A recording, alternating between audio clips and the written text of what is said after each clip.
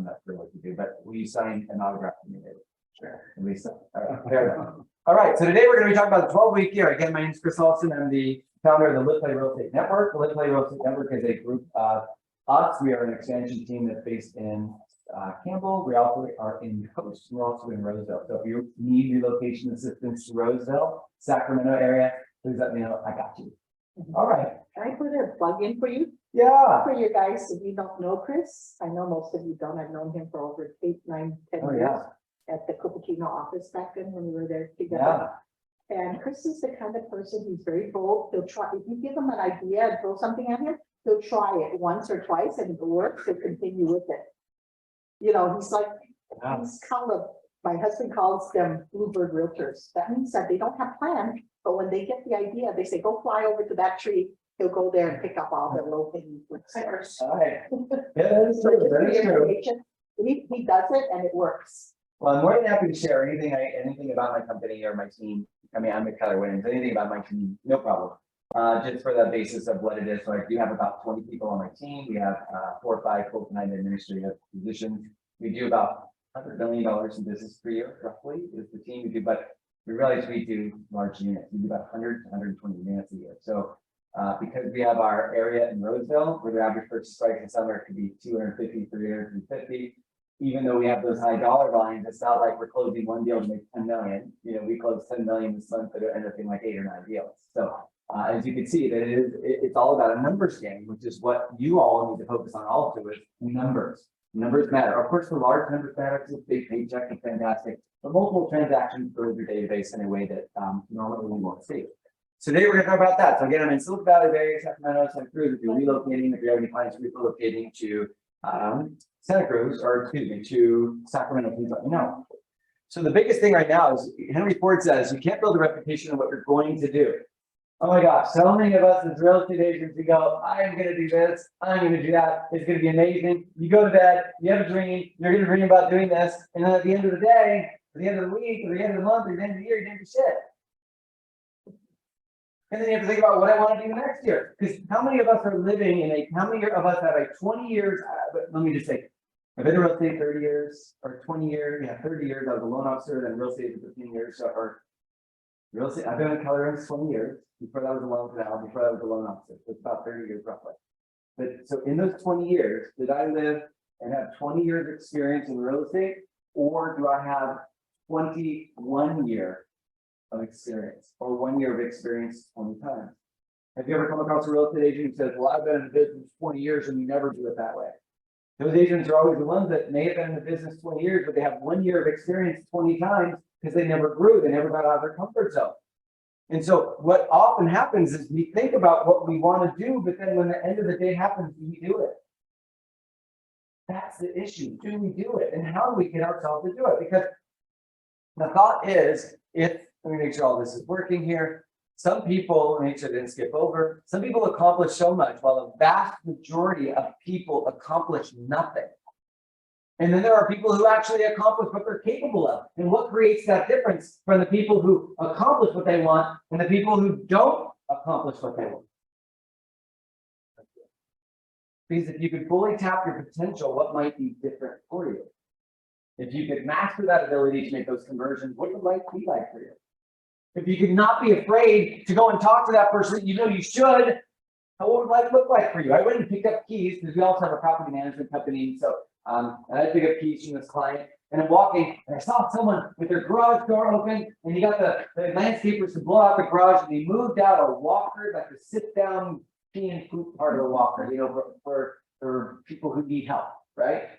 And I'm thinking to myself, why isn't the person using that, and why is it someone who's moving it? He looked like in his early 50s. He didn't need the device, but he was moving it and sweeping something. Oh, I wonder if someone died or if someone needs to move, and I need to go talk to this person. And I don't want to because he's freaking out. And I'm walking by and I'm like, oh, what do you think I did? Sitting out of the garage in a complex at Hamilton Place, and out comes this walker, and he parks it, and he's still picking up boxes. It's obviously an opportunity, right? Why? Because why would they have a walker? It means someone who needed it lived there. Number 2 is, why isn't it inside? Well, because maybe the person doesn't need it anymore. So number 3, maybe the person died. And so I asked him, he's like, oh, yeah, no, we're moving my mom to an assisted facility. I said, it's fantastic. I rent property here in must be also sell. I'm a local realtor. And he's like, yeah, I'm not from here, I'm from Colorado. And I was like, oh my gosh, is this like a real estate god, the heavens shining down to give you this listing? And then he said, no, my brother owns the house. He lives here and my mom lives here. We moved my mom to assisted living. And I said, oh my gosh, well, can I talk to your brother and see if they're thinking about renting or selling? I don't really know what you're doing. And I said, he's all, we have your card. And I did have my card, but I said I didn't have my card. And can I text you my information when I get to my office? It's 8 o'clock in the morning. It's 8 o'clock this morning. And he said, okay, bingo, I got a cell phone number, right? I needed a cell phone number. And I'm thinking to myself, if I don't do this, my members of my team are going to give me so much shit because I could have had this opportunity. If I would have let it walk by, they're going to give me so much guff on the call this morning because you have this call every morning at 9:30. It's a huddle. Everyone has to be on this call. So I ended up getting the phone number and then I found the card in my pocket and I drove by. Here's my card. Okay, thanks. I'll call you later today. So, okay. So it's not the fact that I didn't call you. I didn't get the brother's name, but at least I got something. I got something. Hey, at least I got something as opposed to nothing. And that's the key of if you really accomplish what you're capable of, because we all know what we want to do. We all want to make money in real estate. That's why we're here. If you all want to make money in real estate, you know what you need to do. You can just Google search how do I do real estate agent, and there's going to be 94 different ideas on page 1. Right? There's going to be 94 ideas. But the difference is, are you doing what you know you should do? Because our job every day is lead generation. That's our job. If we're not lead generating, then WTF are you doing? What are you doing? And if you haven't accomplished what you need to by Friday, then your day on Friday is an 8-hour day of lead generation. You have no choice. You have no choice. Your day, every day must be lead generation. And if it's not lead generation, then you need to change the way you're thinking. So if we did the things we're capable of doing, we would literally astound ourselves. We would be so amazed at what it is. Like, are there any ideas that you guys have or thoughts? I can't see the, I guess if anybody writes something, let me know that's up here. I don't know if they see our chat here. Does anyone have Kim's number? Maybe you should, I can see your chat now. I'll turn around, but make it, I can't read it all the time. But Chris, real quick, they're saying the audio, some people are saying the audio is not working well, but some are saying it is working well. Raise your hand with the Zoom if the audio is not working well for you.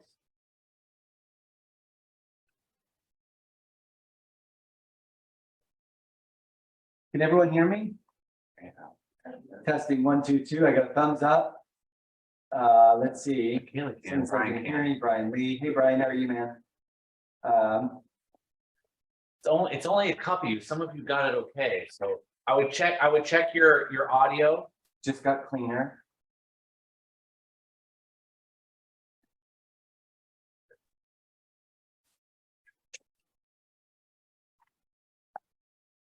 Okay, does that sound clearer? Testing 1, 2, 2. Testing 1, 2, 2. Yeah, it does. Okay, cool. Testing 1, 2, 2. Testing 1, 2, 2. Yes, much better, better. Okay. So I'm just going to keep going if that's okay. Our awesome Zoom team. All right. So in the book, The War of Art, it's a difference, not the art of war. That most of us, that it talks about, most of us have 2 lives: the lives we live and the life that we are capable of living. Not sure, I might have to touch this. There. So the idea is, this life isn't driven by the you who settles or given a procrastination of doubt, but by the optimal you. And are you living that optimal you? And if you're not living the optimal you, how do you get that optimal you?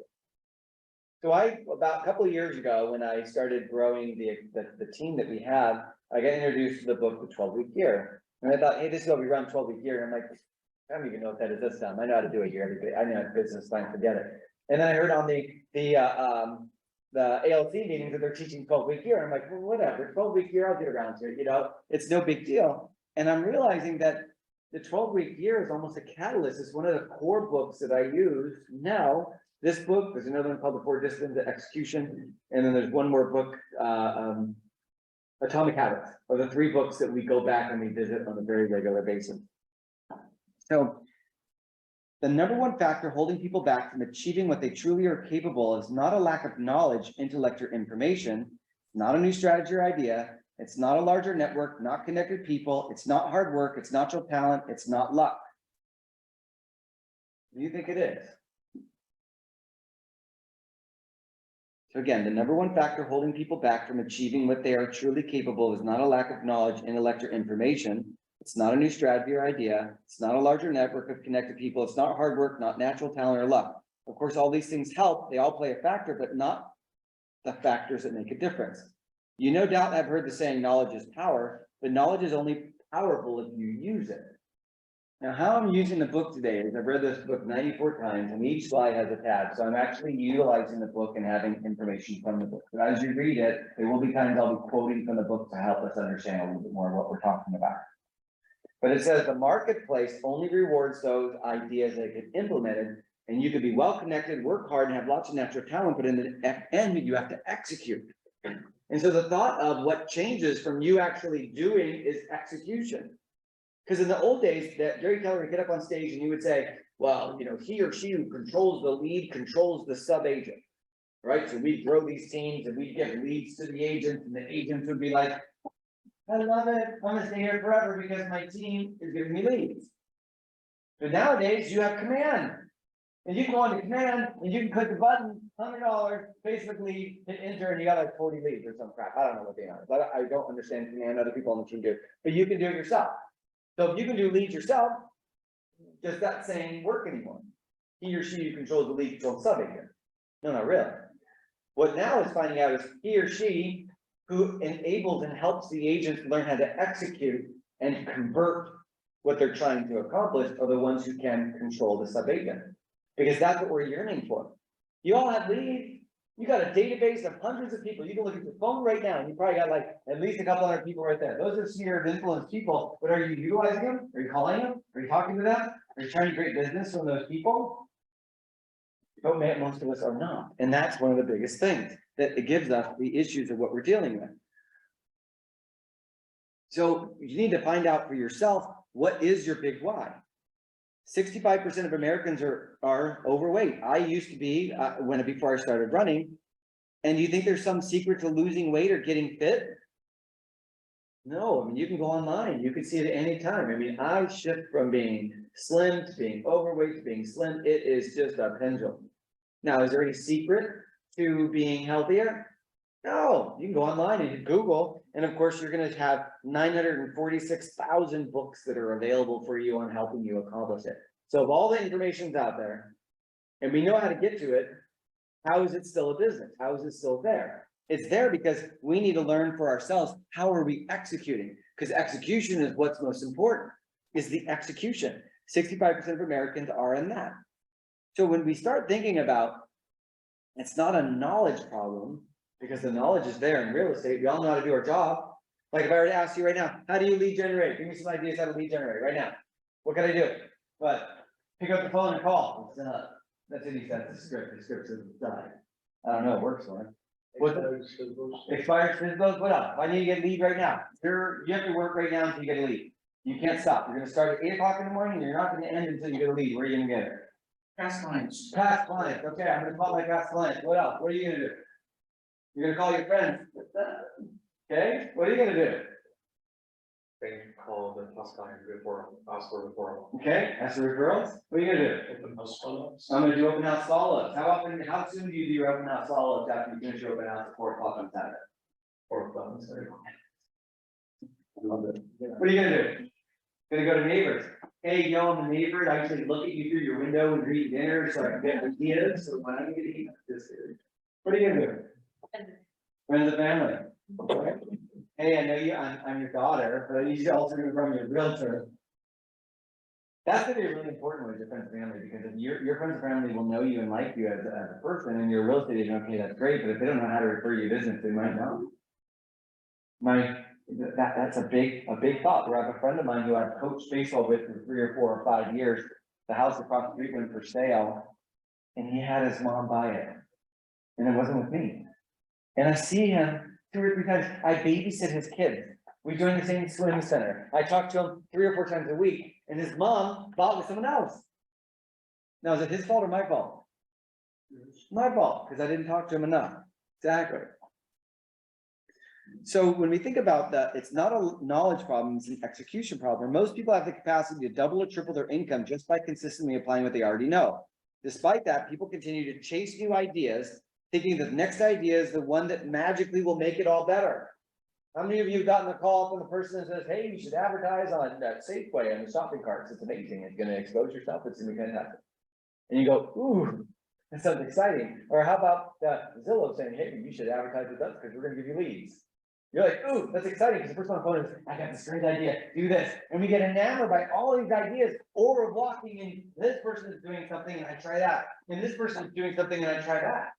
And too often what we're doing is we're not spending enough time, we're not narrowing our focus. Because Gary Keller used to tell us all the time, to have a bigger, more fulfilling life, you need to narrow your focus. And we say to ourselves, what does that mean, narrow your focus? I had no idea what that meant. And when we say narrow your focus, what do you think Gary's trying to tell us? Narrow our focus. Do something well. Do something well. One thing and. He's talking about the one thing, maybe this. Maybe, probably is. So we have these Gary Keller masterminds. There's like we're invited like top 100 for agents, top 100 for teams, top 100 for expansions or whatever. I'm in one of the groups and we get to go back and listen to all the time. And it's funny when you hear Gary Keller talk when he's not on a stadium with thousands and thousands of people. He swears, he talks the truth, he talks telesmack. And it's interesting because he talks smack about us, we talk smack about him, everybody is just, it's a different discourse.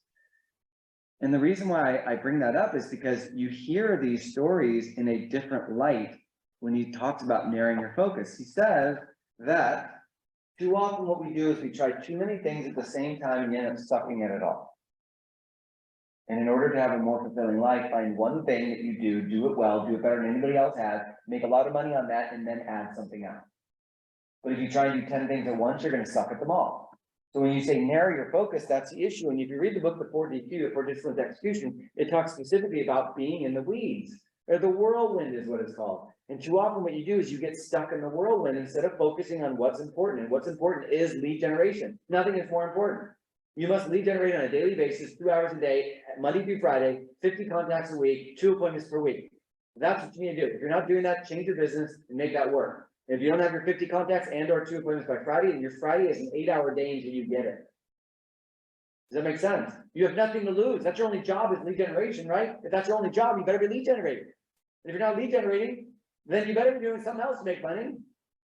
Because I tell you, if you're not lead generating, you have no appointments today, you're basically unemployed. You're spending money every day to eat and to drive here and electricity. And how many weeks can you do that before you start thinking about, I need to get a real job and go work something else? None of us want that, right? None of us want that. So it's not what you know, it's not even who you know, it's what you implement that counts. I know real estate is about who I know, right? We gotta know people and talk to people and all this sort of stuff. And yes, we do need to talk to people, great. But are we executing? Are we talking about buying and selling? How many of us, raise your hand if you have someone you know that bought or sold with someone else, not you? Okay. For the rest of you have not raised your hand, you will raise your hand soon. Somebody right now is buying or selling and they're not using it. Unless you're doing a really good job of talking to your friends and family. Are you guys doing a good job talking to your friends and family? Who's doing a good job talking to friends and family? Hold up now. You said you talk to your friends and family to get business. You said you talk to your friends and family to get business. What do you say to them? I'm gonna call both of you out. What are you gonna say? If you don't want to be called out, it's okay, but I don't care. What are you gonna say? You're calling your friend or your family and you want to get referrals from them. What are you gonna say to them? I'm gonna see the board script. Tell it to me. Yeah, hey, this is Mark. I'm taking a training at Keller Williams, and the office requiring me to close 10 transactions in next 3 months. So if you know anybody interested in buying, selling, investing in real estate, please just send their name and the company information to me. Okay. I really appreciate it. Perfect. One of the keys that he said, are you thinking about buying or selling? No. Do you know somebody's in buying or selling? No. Well, if they are, if you ever do think about buying or selling, would you think of me?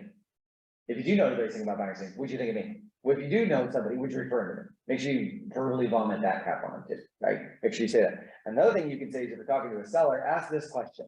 We just learned this from Dan Ihara. That's his name, the dude out in Hawaii. He says, what other properties do you own? If you're talking to a seller, just ask that question. What other properties do you own? It's like, Duh, like, why are we not asking that question? Stupidest question, we don't even think about it. What other properties do you own? Might as well ask, right? Do you own any commercial property? Do you own anything? Because guess what? If right now, commercial property might be there, they might have something, I don't know. We're supposed to be the person that are coming to for all other wants and needs. All right. So this 12-week year, this wonderful, amazing 12-week year book, is most people and most organizations for that matter, don't lack ideas.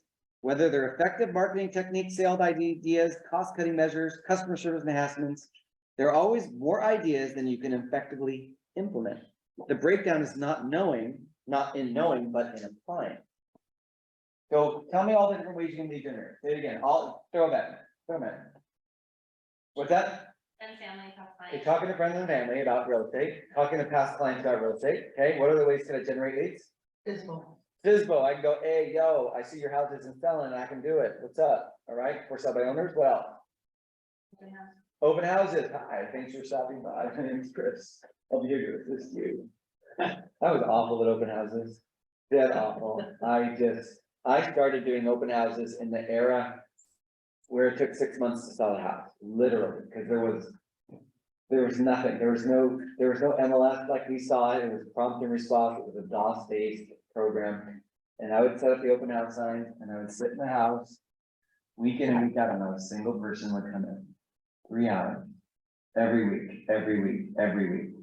And so I started investing in DVDs, Netflix, and I'd put the DVD in my computer and I'd watch a movie for 3 hours. Because no one taught me how to do open house. Nobody taught me. I was at a different company in Montreal, which is now Compass. They didn't teach me anything. They taught me how to write a contract. Didn't teach me how to do real estate. That was 20 years ago. Been with KW 20 years next month. This month, 20 years. Eric, you believe that? 20 years this month. You look younger, damn it. Ah, thank you. What are you doing later? Oh, you already ate lunch. Never mind, whatever. That thought, where was I going? I'm just, gonna go with it. DVDs? Oh, yes, I got DVDs and I'd be there and then I'd be so happy when the open house was done, so I could leave. And that was like my first 15 open houses. So I was so jaded. I said, F this, I'm not doing open houses ever again. I'm gonna get business some other way. And I accomplished it. So whenever I get listings, I don't do them. And if I ever do an open house, my agents go, you're doing an open house? I'm like, yeah. And you know what I do? I still pull out the computer and I get annoyed when someone walks in because I'm gonna watch my DVD. Not DVD, but my movie. So the idea is open houses are good. What else can we do? Lead generation, come on. Networking. Grab your dog and go to a park and start talking to people. Perfect. And on Saturday morning, I can walk my dog and talk to everyone who's doing garage sale. Hey, so are you thinking about selling? Might as well ask, right? You thinking about selling? Are you moving? Well, I mean, if you don't ask, someone else is gonna. Do you want someone else at the listing or do you want to? At least ask the pretty girl to dance before she walks out the door with somebody else. Hey, what else could I do? Lead generation, throw them at me. Door knocking? Yeah, I could door knock, sure. Great way to door knock, you knock on the door. That's the best way to door knock. Because too often what you do when you door knock is you drop something on the doorstep and you walk away. How many of you guys have done that? You're door knocking, you're like, and you run. Yeah, knock on the door. Knock, knock. Hi, I'm Chris. I'm a Keller Runs Realty. The home listed around the corner. A 2-bedroom, 1-bath is sold for about 1.4 million. And usually when one sells in the neighborhood, 2 people want to sell also. Are you thinking about selling? Just ask them. Why not? Right? Or, hi, here's some paperwork. Call me if you need me. Because that's our biggest joke. Hi, here's my number. I just met you. I know this is crazy, but call me maybe. Is the person going to call you? No, they're going to call you. Call me, maybe. Or what about this one? Hi, thanks for, thanks for looking at my website. I appreciate it. I know you're not ready to buy or sell. And if you need anything, just give me a call. If you need anything, I'm here for you. I've got a website and my website will search properties and I'm with Keller Williams. And if you need anything, give me a call. Okay, thanks. Great. Okay. Yep. Calling. Okay, bye. I'm gonna call you. Think about it. Here's my number. It sounds crazy. Call me maybe. Now, what happens when 4 months or 3 months or 2 months goes by and command reminds you to call this person? It's been a month. In your database, you called them a month ago and you said, hey, are you thinking about buying or something? They said, no. I'm not thinking about buying for a year. I don't need you. Thanks, bye. And you said, call me maybe. And a month goes by, and now this lead comes up on your command dashboard. What are you gonna say? Last time you talked to them, you said, call me if you need anything, they have not called you in a month and they don't wanna buy for a year. What are you gonna say? What's that? You're talking yourself out. You wanna, you're supposed to be calling, but you're talking yourself out because somebody said no last time. He said, I'm not ready to buy yourself. Not ready to buy yourself. And you said, call me maybe. What do you do? What do you do? How do you call the person? Still keep in touch. Okay, so you're gonna call him. Do you feel comfortable calling him? He said, I don't need anything. I'll call you if I need anything. He said, okay, call me maybe if you buy. And now you gotta call him. It's 30 days. Remember, my job depends upon this. I gotta call this dude or do that. What am I gonna say to him? You can give them information. That I did last time. Invite them to a seminar. I invited him last time. I said, anyone go? Ask for help. I'm buyer looking for a home in this community, do you know anyone or something like that. Okay, so this is, okay, so you're calling me back and asking that. Okay. And even though we don't have a buyers, we can trigger a conversation. Okay, that's good. Make them keep you in mind. Now, did you see the conundrum I'm posing with everybody? You talk to somebody, you talk them out for 20 minutes last time, they said they don't want to buy, they don't want to sell, not going anywhere, and you gotta call them. What do you say? So the key to that is, if you say, call me if you need anything, call me maybe, they're not gonna call you. So best way to do is you reverse the script. Want to reverse the script? Hey, so, all right, well, it was great talking to you. Well, I'll give you a call in about 2 months to check in to see if there's anything that's changing. If you're still wanting to buy or you're still wanting to sell, I'll make sure that I'm here for you. I look forward to talking to you in 2 months. Give yourself a note. I told him or her I would call in 2 months. So pick up the damn phone and call him right now. Because if you skip that call, you can't call him in 4 months because you told me to call him in 2 months and you didn't.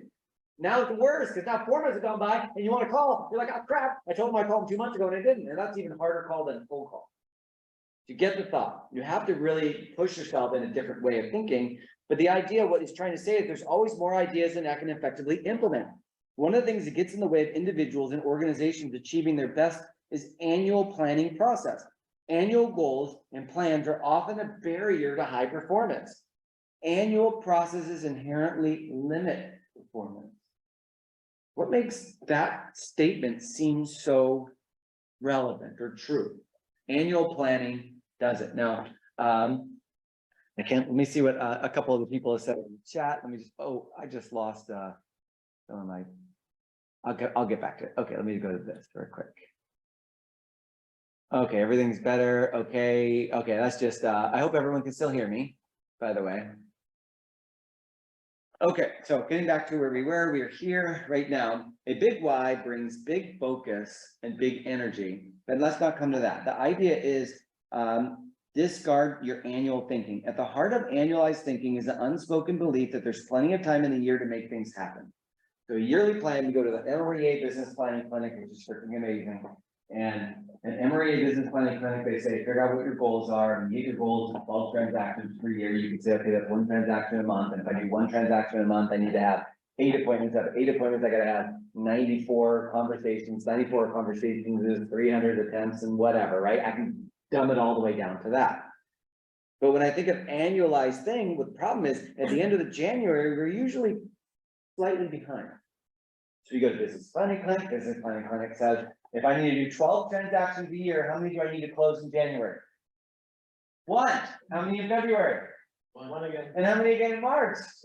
For how many for that first 3 months? 3. And then we go through by January, the end of January, have we closed 1? No. So then by February, have we closed 1? Maybe. So if we close 1 in February and nothing in March, we've only closed 1, but in our minds, we think, oh, I've only closed 1, but I have 9 more months to go to reach my goal. You see that difference? I now have 9 more months to go. And with that 9 months, we mistakenly believe that there's a lot of time left in the year and we act accordingly. We lack a sense of urgency. Every day isn't important. Every moment isn't important because we feel that there's so much time. But sometime later in the year, we experience a significant improvement in results. Maybe something magical that happens September or October and November. What is that magicalness that happens in September, October of every year? We realize we aren't reaching our goals and we start working even harder, and we start working even harder in order for us to achieve those goals that we're trying to achieve. That's the difference. So the thought is, if I think that way at the end, why can't I think that way all the time? Because don't you know when you want to buy a car, the best time to buy a car is when? The end of the year. Why? Because then there's always a sale because they haven't sold as much inventory as they want, so they gotta try and move the inventory, so the sale occurs at the end of the year. It's the same thing with real estate agents. If we have an annual goal of 12 and you close 6 by November or 6 by October, what are you gonna do? You're gonna go, oh crap, I better increase my stuff to try to capture it, but you end up not doing it. At the end of the year, you don't reach your goal. And then at the beginning of next year, you go to Millionaire Business Planning Clinic again, and you want to try to achieve a goal and you do the same thing. We all fall into that idea that 12 months sometimes is a little bit too long for us to be able to see what happens. So the understanding, we got to make sure that we discarding annualized thinking, and we can watch what happens.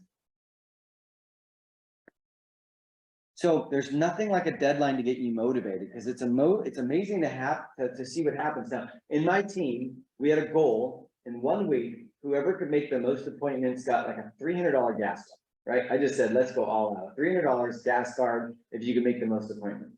So in that week alone, I think the team set almost 50 appointments in 1 week. Someone got the $300 discount. Actually, 2 people tied and said, let's split it 150 each, and fine, whatever. Gave them each a shell card or whatever it was for under 50. But then last week, we were focused on something else. And last week, from the weekend till today, only 1 appointment was set within the team. Just 1. And my brand new agent was the one that set the 1 appointment. So we had this wonderful deadline, this wonderful contest, which got all these appointments, and then everyone just kind of slacked off. At the heart of analyzed thinking is an unspoken belief. There's plenty of time to make things happen, which is you aren't giving yourself that goal, it's going to end up coming back and hurting or biting you. So year end is consistently rousing in most industries. People are focused and they have little time to waste. So when you do believe, why do people behave differently in November and December than July and August? Is because there's a deadline, and that deadline is December 31st. We need to get our sales closed. Maybe our deadline is to close it on January 1st to avoid taxes, but still. November and December is crunch time. In those remaining days, there's a strong sense of urgency. You get the excitement that comes with the anticipation of a new year. You had a tough year, and coming to a new year allows you to start over. Has anyone what did you feel like when you went through your year? When you ended like 1 year and started the next year, and this year wasn't as good as you wanted. What does it feel like when you hit January? What comes to mind? What do you feel? You feel like you can reset, right? Just reset. Just start over. Things get a little bit easier. I'm gonna period myself. So there's this idea of the problem that this urgency exists for just a handful of weeks. Wouldn't it be so that the January urgency that you get and that November urgency you get may only last a couple of weeks? So wouldn't it be great if you could create energy, focus, and commitment every week through the year? What if right before you go on vacation, you know that feeling of exhilaration or the amount of business you get done while you're on vacation? One of my agents got in a contract one day when she was at Disneyland. She's in Disneyland right now, and we laughed because you've seen that Instagram video of the girl that got off of the Splash Mountain ride in the middle of the ride. It was right before it was going to drop, and she just got off and says, I can't. And she's walking on the ride, and they had to shut it down so they could get her off the ride. And the joke was that was my agent writing a contract. It wasn't though. So this idea of this periodization. So periodization is, I think that PowerPoint might be a little bit off. Let's go. The numbers aren't showing where I need it to be. Nope. I'm not sure where I'm actually in this. I'm sorry that for those of you online. All right. Yeah, I'm not sure. The numbers don't seem to be coinciding with I'm not sure. I made this into a PDF. So I think the numbers are off from what I actually am teaching, but I'll try to keep up with it. What page did you have in the book? I'm on page 13. Page 13 in the book. So there's athletic training technique is called periodization, which is helped to dramatically improve performance. Its principles are focus, concentration, and overload on a specific skill or discipline. It concentrates on one skill at a time for a limited period, usually 4 to 6 weeks. This is what occurred in the 1970s when the Russians started kicking everybody's butt because they were really focused and learned that idea of periodization, where if they were learning how to swim, then they focused just on one technique over and over and over until that became a technique that was better than everybody else. Then they did the next technique, and then when you put it all together, you were even faster rather than just the swimming. Because we are what we repeatedly do. Excellence then is not an act, but a habit. So if we are making amazing calls every day, we're going to be an amazing caller. But if I make sucky calls every day, am I going to be a sucky caller?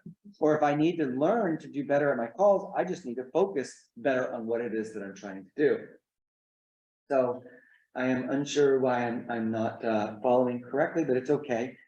When you focus, I think that's the. Okay. When you focus on changing your actions, you experience incremental improvements. However, when your thinking shifts, everything changes. Your actions naturally realign with your new thought patterns. This is how breakthroughs are created. Breakthrough results don't start with your actions. They first created with your thinking. So I need to think about how I want and what I want. And how often are you guys thinking about the future, tomorrow, the next? What are you trying to accomplish?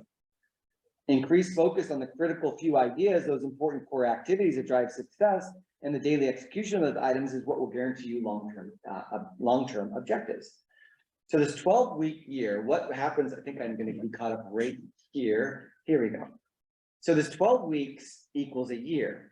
Now, if I go back, this is actually from a different portion. So I can actually go back to this. So now I know what I'm at. This is a different book. So I taught this class, this is from a different book. So this says execution isn't complimented, but it's not necessarily easy either. Our jobs are easy, but it's not necessarily fun. There are some aspects of our job that are not necessarily fun. It's not comfortable. And we want to figure out, what is this legacy? What are we trying to create? What are we trying to leave to others? And are we emotionally connected to our vision, and does it create passion? So we have to think, are we emotionally connected to the outcome of our job? What would success bring you? What would success bring you? If you made $300,000 or $400,000 next year, what would it bring you to your life? Maybe you want to give me an idea. What would success bring you in life? Maybe have a thought. Retired Or if early. you make $1 million, what's that? Retire early. You could retire early, okay? What else? Now, your brain is amazing. Your brain is an interesting and amazing portion of your body. It starts working the moment you get up in the morning. It doesn't stop until you get to work. That's the joke, right? Because when you get to work, you just kind of brain fart and you stop work, you stop dreaming. But the idea is, if you have a vision and your vision of where you're trying to go is tied into okay. In my team, we have something called a building wealth and wholeness in all my life accounts. And we try to figure out what would life look like in 3 years if it went the way we wanted to, because you have this portion of your brain called the prefrontal cortex, and you have a portion of your brain called the amygdala. So the amygdala is at the back of the brain, which is your fight or flight instinct. So if you were the cavemen hiding in the caves trying to stay away from the predators, they would hide in the caves so the predators went by because they were scared. I'm not a historian, just for the sake of a conversation. So they would hide in the caves, and they would to be safe. That portion of the brain called the amygdala is the safety, it's the security, it's keeping you alive in the old days, and now it's keeping you from doing stupid things. It's keeping you from jumping off a 2-story building. It's keeping you from driving the car too fast. It's keeping you from stealing stuff. It's keeping you from doing things to keep you safe. Now, the other portion of the brain is the prefrontal cortex, which is the portion which allows you to have bravery and have that ability to charge forward when you don't want to charge forward. So you're conflicting between those two items, the prefrontal or the amygdala, which is the back of the brain, the prefrontal cortex, which is the beginning. The prefrontal cortex gives you the strength to do the things you don't want to do. So how do you fire up that prefrontal cortex? How do you fire up the portion of your brain which gives you the strength to get through the next day? And that's thinking about open vistas, thinking about what your life would look like if you had success, thinking about where you're trying to go with your life and visualizing it. So number one, that's the first way to be able to fire up your prefrontal cortex, is to think about where you want to go and write it down. Where do you want to go? Number two is to read it every day. So write down where you want to go. That will fire up that portion of the brain. Read it every day, fires that portion of the brain. And if you want to go to, say your goal is to buy a house in Lake Tahoe, And in order to get that, you need to have X, Y, and Z accomplished on a weekly basis.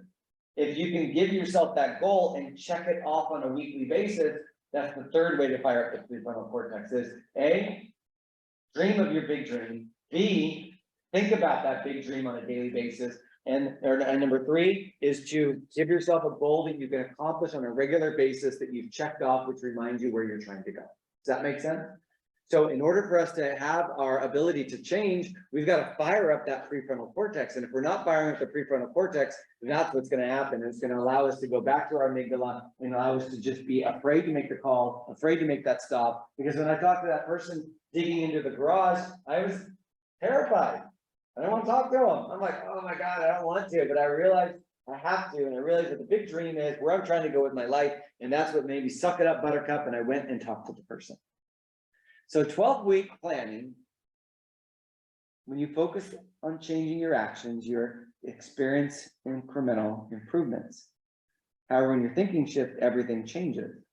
We've got to really be thinking about how we're thinking. Now, this 12-week, the idea from the book says, let's redefine a year. A year is no longer 12 months, it's now 12 weeks. So now we have a year, it's based on 12 weeks. Now, how does that work? How can I have a year based on 12 weeks, not 12 months? Anybody think? Any ideas? Because that's right. A year is now a 12-week period. There are no longer 4 periods in a year. That's old thinking. There's just 12 weeks. That's it. There's not a first quarter, second quarter, third quarter, fourth quarter. It's 12 weeks. That's your year. When can your year start? Tomorrow. Doesn't matter. It's just any 12 weeks. It could be any 12 weeks over any period of time. 12 weeks. You can do it, because if you do it within 4 weeks and you got what you want accomplished, you can take the rest of the year. Well, maybe, yes, for high achievers like Maxine, yes, yes. Now there are just Do 6 transactions, first 3-4 months, you can do it if you really want it and you focus. her 12-week year, I work 12 weeks, next 12 weeks I take off, next 12 weeks I take off, next 12 weeks I work. That's okay, right? Okay, now there are just 12-week year, followed by another 12-week year ad infinity. Each 12-week period is on its own. It's your year. That's it. So now we're thinking, okay, so if I get an idea, I want to close 24 transactions next year, which I think the minimum for everybody in real estate should at least be thinking, how do I close 24 a year? If you're not closing 24 a year, money, now you can do it. 24. It's just that we don't work, we don't like to work, that's I just closed 120 transactions last year. 120. through other people, right, not you. Leverage. It's What? every book, Dave. Leverage. Every book. And I see you closing a bunch all the time. I see your stuff online all the time. So think about this. 12-week year. If I have 24 transactions I'm trying to close and I want to do a 12-week year, what do you think my goal should be for my first 12-week year? Run the numbers again, what did you say? 24 transactions a year. Okay. So I'm now going to go to a yearly base on a 12-week. 6. 6, 12, 18, 24.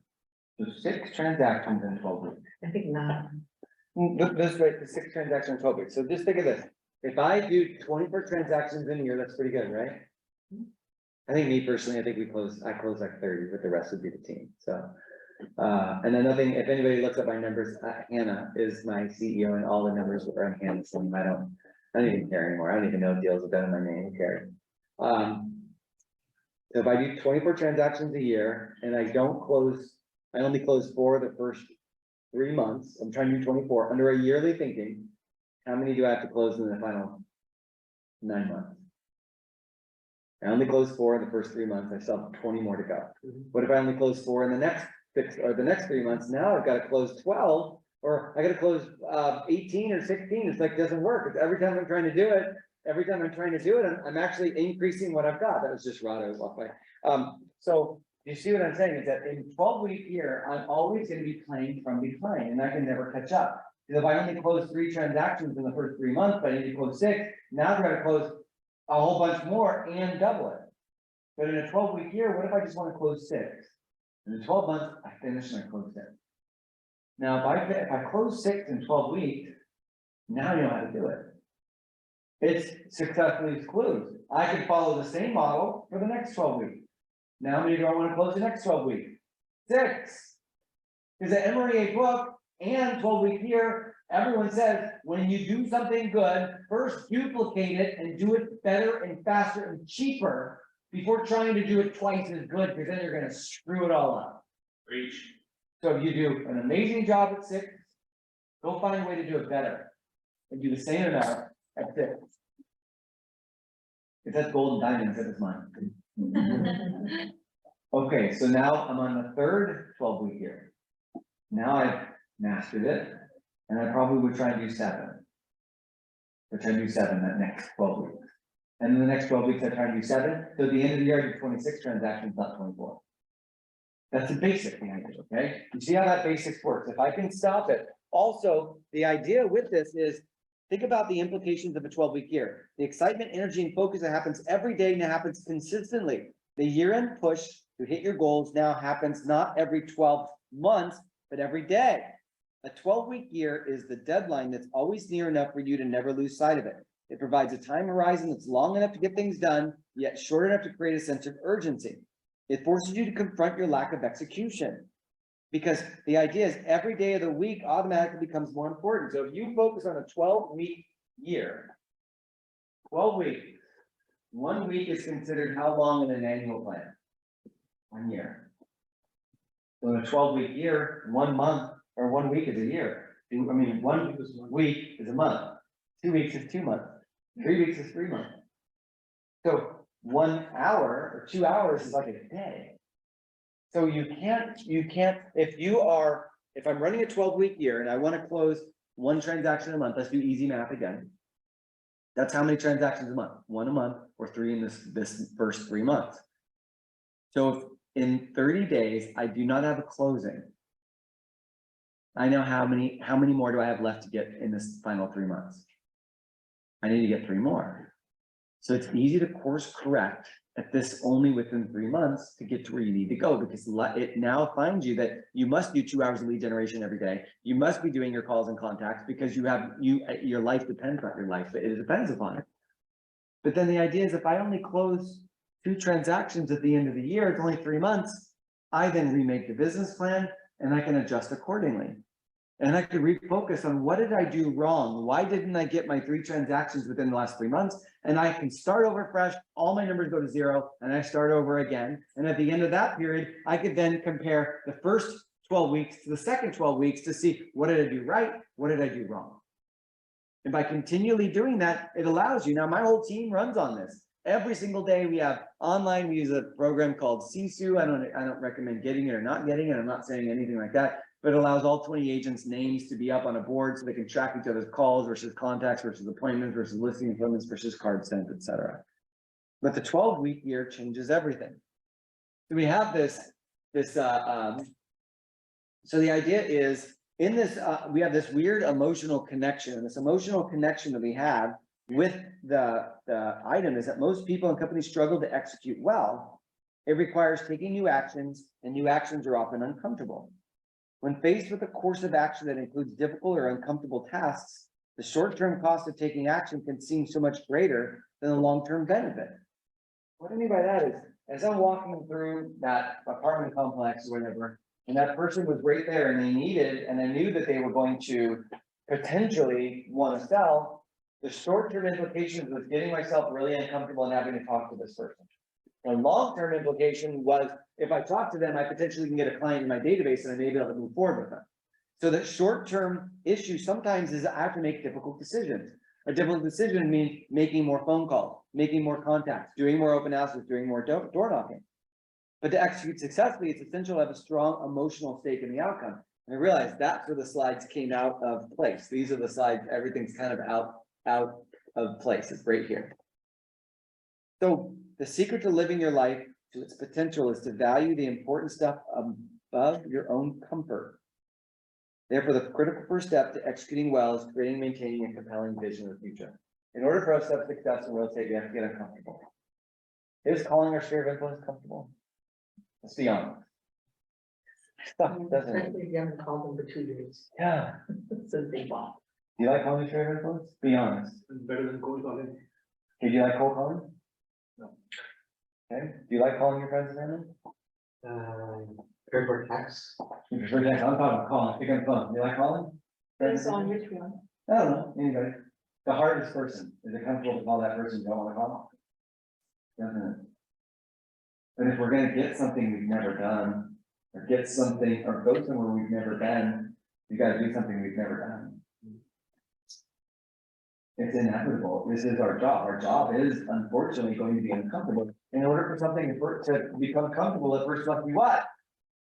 Uncomfortable. It's first gotta suck before it's actually better, and it may never not suck, but the point is my career depends upon it. If you don't want to get uncomfortable, then you have to think to myself, maybe I should be an assistant to an agent. I don't wanna be rude, I'm just saying that if you don't wanna be uncomfortable, or you're inherently wealthy and you can just email a bunch of shit to a bunch of people and mail a bunch of shit to a bunch of people, and then they're eventually gonna call you after like 2 or 3 years. Emory book says 2 to 5 years saturation point of you doing a mailer once a month for you to get a 50-to-1 ratio on your listings in a neighborhood. And guess what? There aren't as many people selling right now. There's almost 100-to-1. 100 homes, you'll get 1 listing if you mail them something once a month for 2 to 5 years. Then you want those odds? It sucks, right? Now, if you have a 33 touch and an 8x8 to your friends and family, it goes to 12-to-2, which is like 6-to-1 ratio. But now that no one's selling, you kind of think it's maybe like a 24-to-2, roughly. For every 12 people, you may get a buyer or seller. For every 12 people, you may get somebody who wants to refer you to a buyer or seller. All right. In order to achieve a level of performance that is greater than your current performance, you need a vision of the future that's bigger than your present. So is your vision bigger than what it is today? Or is it obtainable tomorrow? If your vision is obtainable tomorrow, it's not big enough. What's a big vision? Does anybody have a big vision of something they want to achieve someday in real estate? What is that? At least 3 years out or more. Anybody? Nobody's thinking about it? What if success in real estate will give you? What can it give you? Well, I have something that's big, but it's not necessarily about real estate. It's what real estate, the money in real estate will get me. Okay. Which is to solve homelessness problems, be able to build a park or a very large facility where you could have many unhoused people living in a community of some sort with trade, schools and things like that. That's so amazing. You know, in the old days when we were smaller, when I started with Keller, there was 17,000 agents total. I think that was it. There's nobody else. We would hear about these stories of people wanting to go and build missions in countries and provide opportunities. And we've gotten so big that these things are happening, you're just not hearing about it.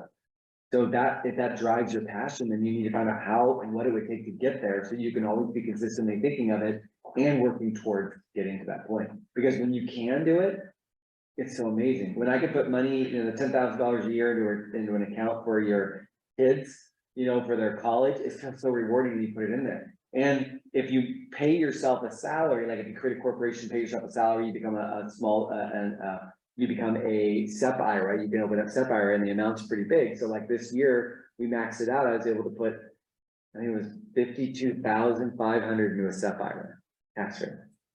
And that feels good when you write that check and it's gone and it's never going to be taxed. You're like, oh yeah, that's a really wonderful feeling. Yeah. So the thought is, how about this? If you're going to create a breakthrough, if you're going to reach the next level, you need to move through fear, uncertainty, and discomfort. Some of the stuff we do isn't fun. It's hard. But that's what separates the average agent to the high achiever. It's they're executing, they're doing the things, they're moving through that fear. And in order to move through the fear, what must I do in order to move through the fear? I gotta go execute my prefrontal cortex like we talked about. I've got to think about a bold future. I've got to read it every day. I've got to write it down. I've got to give myself goals that I could obtain on a regular basis in order to get to that level. That's why I need that emotional connection. The reason why so many people fail to win when things become difficult is because they have a lack of connection to their personal life. I mean, I was a team leader. When I was a team leader, I think I hired over 1,000 agents. While being a team leader, I was a team leader here for 8 years. 1,000 agents, and I was in Silicon Valley. But when I look back 20 years ago, there's relative few of us that were here from when I started. Isn't that crazy? They're just not here anymore. What do you think the reason why those people aren't here and the other people are here? They retired. Probably, but maybe they retired because they had no other choice. That's true. How many times do you think I heard as a team, I'm gonna go leave, I gotta go get a real job? How many times do you think I heard that? I'm gonna go get a real job. Then you go work at Target for 40 hours a week. 40 hours a week. Well, if you put 40 hours of time into your real estate career, where would you be? But you aren't even coming into the office, you aren't even making calls, you aren't even making anything, and how do you expect miracles to happen when you're not doing anything for yourself? That's the big difference, is if I'm going to have the success, I must move through fear, uncertainty, and discomfort. And there is fear in this job, there is uncertainty, and there is discomfort. Our brains are wonderful, powerful, but they're inconsistent. And that portion of the brain, that amygdala, is what reacts negatively when we face uncertain situations, like we had talked about. It avoids danger because it wants us to stay alive. And we imagine a future that's being vastly different from today. We experience uncertainty because we don't know how to create and maintain a future that we're imagining. And the amygdala kicks in and it tells us, stop. Stop going there. No, you're dreaming too big. Screw you. Just sit at your desk and don't make that call. It's telling you that. Because it's trying to keep you safe, and making the call is unsafe. That your amygdala doesn't understand the difference between making a call and going and hiding in a cave until the big bad, mammal go by so I can come out. It doesn't understand it. It's just fear. And when you start to envision a future that stretches your comfort zone and is significantly bigger and bolder than what you're currently living, it tries to shut down the process before you do anything that would be detrimental. It says, whoa, hold up. Hold up. I'm not sure that's cool. I think you should not make any calls today. It's safer. How many of you experienced that? If you aren't raising your hand, you're lying. I'm gonna call you Elijah telling for the lies you're telling. We've all experienced that. And we're wired to resist and postpone greatness. But remember that PFC, it expands and it lights up when you look over open vistas, and it has a powerful ability to change. And unless you intentionally engage that PFC, you're by default relatively strengthening the amygdala. So we've got to think about, remember those three things. Something that is amazing, open vistas, what life could be like if we had success in real estate. And it's got to be strong enough to get me out of bed when adversity strikes. And I don't want to, it has to be big enough to get me to go. Number two, I write it down, or first one is you write it down. Number two is you reread it every day before you start your day of lead generation. Remind yourself why you're doing it. You can write down, I want to build a park and I want to be able to help the unhappy. I think that's that. Write that down. Look at it. That's what I'm doing. I'm getting up. Getting up. Like I'm a runner. I run every day. I run 45 miles a week outside, and I work out 5 times a week on a treadmill, which gets, and inside, probably like almost 60 miles a week running. There are times I don't want to run. I don't want to run. I don't want to do anything. I just want to lay in bed and commiserate my misery and have my aching body. But I remember that I ran into somebody and they knew all of my runs. It was someone from a long time ago, and they were faster than me, and they just kind of made me feel like poop and just belittled me, or just was like, and so my goal is to beat them at my next race. And I'm there. I'm right there. 8 more weeks of training, and that's what gets me out of bed. It's like, think about that person. They're condescending saying, so that pulls me to get me out of bed from when I don't want to work out, when I don't want to run. All right, so let's take a look at the 12-week planning and discarding our, let's see, I'm going to get us back to where we would be. I think it's here. Sorry, the numbers are actually off on the PowerPoint from when I converted it to a PDF. PDF actually shifted some of the slides. Okay, so this annual planning allows you to think through in advance the best approach to achieving your goals. You make your mistakes on paper, which then reduces your miscues during implementation. Planning saves us significant time and resources and may seem paradoxical. In fact, many people who are not consistently doing, they are not productive. The reality is that planning is some of the most productive time you can have. Has anyone ever gone to the MREA business planning clinic? You sit there and you have to plan. Or the times that you daydreamed and forgot where you were and came back and go, oh, wait, where am I? Okay? Because it's hard to sit down and write down what we want to do. But it's important, right? Now you put down the high C's, the high compliant correct people in the crowd and be like, I loved it. I wrote and I was available the whole time. But there's no other approach that we are aware of. A 12-week plan delivers benefits over some traditional annual planning. So again, 12-week planning, every 12 weeks stands alone, every 12 weeks a new year, fresh opportunity. And it is more predictable than a 12-month. Because the further you plan the future, the less predictability you have. If I want to say I want to do 12 deals next year, what happens if the market changes in 3 months? What do we do? What do I do? What do I do if the market changes and now Nobody's selling homes, interest rates are out the roof, and I told myself I wanted to sell 12 and now nothing's selling. Will my 12-week plan that I created today work in 6 months?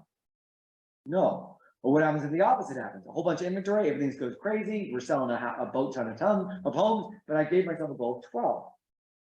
So that's the idea, is if I'm only running a 12-week year, at the end of every 12 weeks, I can then readjust what I'm gonna do for the next year. And believe me, it's the hardest thing to do is to write down what we're trying to do on a regular basis. The second difference from the 12-week planning is you're more focused, because there's always gonna be more opportunities that you can effectively pursue. So you need to be sure you're doing 1 or 2 things, that's it. So when you think about all the ways you're getting business, for those of you who close deals, what are the 1 or 2 ways you're getting business right now? Who wants to share it? How are you getting your business? That's plans. Okay, my past clients, how many people have you closed from your past client? 9. 9. So you got 9 deals from your past client, fantastic. Any other ways you're doing business besides your past client? Contacting this year. Kind of the same thing, right? You don't take it for your past client. So you're finding that you're focused on one thing, which is creating. So what if you doubled how you're doing your contacts with your past clients this year? Would your business double? Potentially could. So that's the idea. It's not taking, do this 9, and then now suddenly do the every door direct mailer and do the grocery cart thing. I'm not saying do that. It would say in your situation, just double what you're doing, and you probably would have a better result than trying to do something else. So in your 12-week year, for your first 12 weeks, focus on one thing, just one thing, and become amazing at that. See if it works. Don't try 2 things. If you try 2 things, you're going to suck at them both. The whole point of planning should be to help you identify and implement critical actions you need to take to reach your goal, because most plans are not written with implementation in mind. Now, the goal defines success for the 12 weeks. So again, once you establish a 12-week goal, tactics will then be determined and break your 12-week goal down into individual plans. So what I mean by that is, so my 12-week goal, I want to close 3 transactions. Let's just assume 3 transactions. Is this so? I can use it, right? Whiteboard? Yep. Okay, so I'll turn it this way. I'm not sure if online you can see it as well, but so if I want to close in a 12 weeks. Remember, spelling is not a requirement in Keller, just so you guys remember. 12 weeks, I'm going to close 3 deals in 12 weeks. So what do you think I could do 12 weeks? Let's assume that I'm going to, it's all going to be down to just simple math. 3 deals means if I need 1 transaction, it's harder, right? I gotta stand on this side. If I want to close 1 transaction, I need to talk to how many people? Or let me rephrase it, actually, let me, I don't have a eraser, but, okay. If I want to close 1 transaction, how many appointments do I have to meet with buyers in order to close 1 transaction? Give me a number. How many appointments do I need to go on in order to get 1 transaction closed? 4. Okay, 4 appointments. So I made 4 appointments. How many contacts do I need to make 1 appointment? 20 contacts? That's about right. I'm gonna put 25. 25 contacts equals 1 appointment. So I'm gonna go 25, 50, 75, 100. So 100 contacts. And how many calls do I need to make in order to get to 100 contacts? Maybe 400? Which is including tax. Okay, so now I've got a business plan. Look how simple that was. So if I want to close 3 deals in 12 weeks, I need to have, in order to get 1 closing, a 400 contacts right here. So if I go like this, I take this times 3, times 3, times 3, times 3, and now I understand what I need to accomplish in this 12 weeks. At the end of the 12 weeks, I then end and I grade myself. How did I do? Because I know what I need to do. At the end of the month, you only had 1 closing and you only had 4, 8, 12, you only had 3 appointments. Well, there you go. You needed to have how many appointments? You need to have 12. You need to have 12 appointments. You need to have 3 closings. You need to have 400 contacts, and you need to have 4, 8, 12, 1600 attendants. So you broke it down very simply, but at the end of the quarter, you can go, at the end of 3 months, okay, I didn't do it right. I need to rehash myself and keep myself focused. So on this, you then can break it down to what do I need to do on a daily basis? And it pretty much drops to about this: 50 contacts a week, 2 appointments a week. That will result in whatever success you want. 15 2. Kind of funny, we've been talking about this, working on this for years, and I was at Keller Wins event, and said the same thing. I was like, oh, never, they're stealing my ideas. 50 2, it's just basic, 50 contacts, 2 appointments. That 50 contacts won't end up being actual calls, because in time, you're gonna be calling and emailing and texting so many people that on Monday morning, you're gonna have like 5 contacts and you'll have to do 45 for the week, because you got 5 over the weekend, just by default. All right, so we take it 1 week at a time. Long-term results are created by the actions that you take every day. In the end, you have greater control over your actions than you do your results, because your results are created by your actions. Only numbers based, your results are created by your actions. Your results are also created by your inaction. So if you're actually making the calls and the contacts, you'll achieve this. Right here, I'm telling you right now, if you make 50 contacts today and ask everybody if they want to buy or sell, know somebody who wants to buy or sell. If you think about buying or selling, think of me, you'll make 2 appointments a week. How many of you are talking to at least 50 people a week? You're not, are you? So then I'll ask the question, what is the reason why you're not getting the 50 contacts?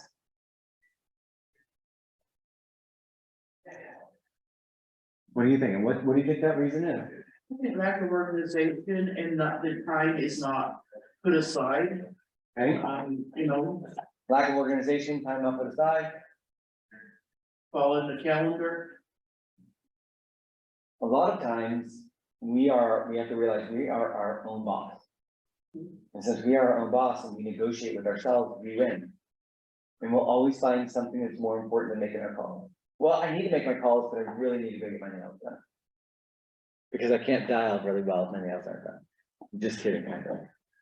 I need to make my calls today, but I also need to go and do this and this because it's also important to get that accomplished. You see how you're giving yourself permission to not do it?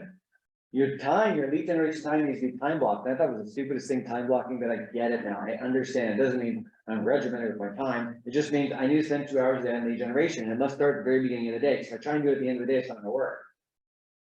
So in the end, you have greater control of your actions than you do your results. So when it says this, in all of this, what is the most important thing I need to be doing on a daily basis? What is the best thing that I could track? What do you call somebody? Is the call, is the attempt. Because I can't guarantee they're gonna pick up the phone. I can't guarantee they're gonna give me the appointment. I can't guarantee that they're gonna write a contract. I can't guarantee that they're gonna close. I can only guarantee that I'll pick up the phone. That's the hardest part of it all. If I pick up the phone, then my results will come. The physical universe will not respond to your desires, no matter how passionate and how intense they are. The one thing that moves the universe is action, but a vision without action is just a dream. I put down the controller somewhere. I don't know where I put it down. All right. It's not enough to have intention of changing. You have to act on the intention for things to get better, not just once, but consistently. If I'm doing it consistently, that's going to allow me to get to where I want to. Because I also need to be sure that I'm intentional in what I'm doing, which I'll come to in just a second here. If you know what your future holds, look to your actions. They are the best predictor of the future. If I want that bigger and better future, yet I'm not doing these contacts per week or the 50 contacts a week, am I going to get closer to that future? Not. And do you think every week I have amazing weeks where I contact 50 people and have 2 appointments? No, I didn't call anybody last week. Not a single person. Not a single person. Do I feel bad? Yes, but I had to do so much service and it was awful. I think your remote is right there. There. No, I'm looking for a little clicker. I'll put it right here. All right, so let's see. All of the slides are off. I'm so sorry that all of my slides are off. I mean, I'm getting it. I'm kind of moving along. I apologize to those of you that are online that are not seeing the correct slides. I think we're right here. Okay. Let's see. All right, the weekly plan, I'm gonna browse through this really quick because I want to get to the second part. The weekly plan is not a glorified to-do list, it's a critical strategic activity. The 12-week plan contains all the tactics you need to execute in order to achieve your 12-week goal. Each tactic is designed for a week of completion. So you're going to set yourself a goal of what do I need to do this week to achieve what I want. You need to spend the first 15 to 20 minutes at the beginning of each week to review the progress from the last week and plan the upcoming week. The first 5 minutes of each day should be spent reviewing your weekly plan to identify the week's activities. Okay, so what this means is at the beginning of the 12th week, I'm gonna set what I want to achieve for the goal. I'm gonna set my goal. Fantastic. I wrote it down. I wrote down my big why, my plan, what I want to get accomplished. Every Sunday or Monday morning, I'm gonna revisit that and give myself my to-do for the week that I need to accomplish. And then every morning I review what I need to do before I start the day and reread my big why or why I'm trying to accomplish it. So again, the 12-week year, 1 month or 1 month is now a week, 1 week is now a day, and the power of each day becomes even greater. Your weekly plan will encompass your strategies and priorities. And to really benefit from this tool, you'll need to carry it with you and work on it on a daily basis. You start each day with your weekly planning throughout the day. If you schedule a tactic to be completed that day, don't go home until it's done. So if I need to contact 50 people in a week, and I go home before reaching the 50 people? Can't. So do you think you can accomplish that? Do you think you can actually make that happen? Where you actually write down that you're gonna do 50 contacts, and could you get it accomplished in a week? Think about it. Okay, so if you need to get the 50 contacts within a week, what happens if you don't get it by Thursday? We talked about it a few minutes ago. What do you do on Friday? You stay till you get it done. You stay until you get it done. It's a different way of thinking. How often have we had that much grit that we've actually stayed until we got it done? The day before you go on vacation, yeah, all of us do that, but I mean, the idea is, do you have that mentality? Or do you just go home because you don't know what to do? When I first started in real estate, I worked at a lot of realtors, and I remember going into work with my computer, and I wanted to work. I wanted to work so bad. As a loan officer, I became now a realtor. Bought a brand new suit, a brand new car, a brand new laptop, and a brand new camera. It's cheapest I need any of it. And I was sitting there, and I go to work, and I work all day, 8 to 5. And I'm Because so you had a tired. big why that 7 years ago.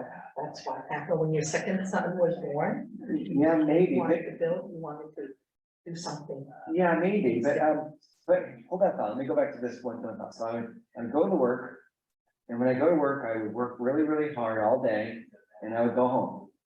And my girlfriend at the time, who became my wife, who's my ex-wife, said, hey, how was your day? And I said, my day was amazing. I was really busy. She said, what'd you do? Oh, and you know what I did all day? Played video games on my computer, because I had my own office and no one else was in there with me, and I could turn the screen and no one could see my screen. I had nothing to do. I didn't know what to do. I just go to work. I couldn't go home early because I was a loan officer before, where I worked 40 hours a week and always had shit to do. And now I'm a real estate agent. I don't know what to do. I had no idea what to do. And so for a long time, it was a game Civilization. It was like still 1 or 2. It was a very boring game, but it was turn-based, so it wasn't like online. Online didn't exist back then. And I didn't know what to do. And a lot of times we fall into that. We know what we need to do, but we don't know what to do. Does that make sense? I mean, you can fall into a deal anywhere, right? Your friend calls you, want to sell, whatever. Like, yeah, suddenly you're busy and you think you're all that. But then again, when the deal's gone, then you're left with nothing. And you fall into that quagmire of, what do I do? I don't know what to do. I don't know what to do next.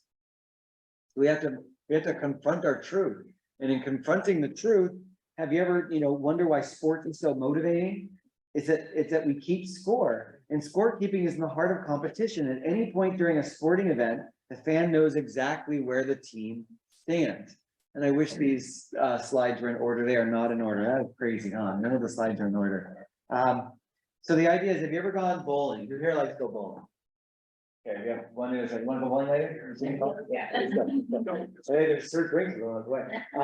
Okay, so imagine you and I are bowling, okay? And we're bowling, and I'm saying funny jokes because you're laughing at them all. Whether I'm saying them or not, you're just still laughing. But we're not keeping score. After a while, the day would get boring, it's me, but would it get boring? If you're not keeping score, then you're working towards. It would get boring, wouldn't it? Because you wouldn't know the score. But the minute that we start keeping score, quietly we start playing a little bit better.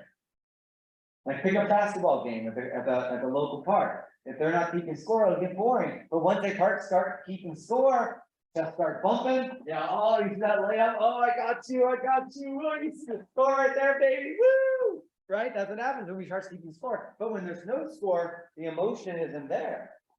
Imagine watching a football game and there's no score.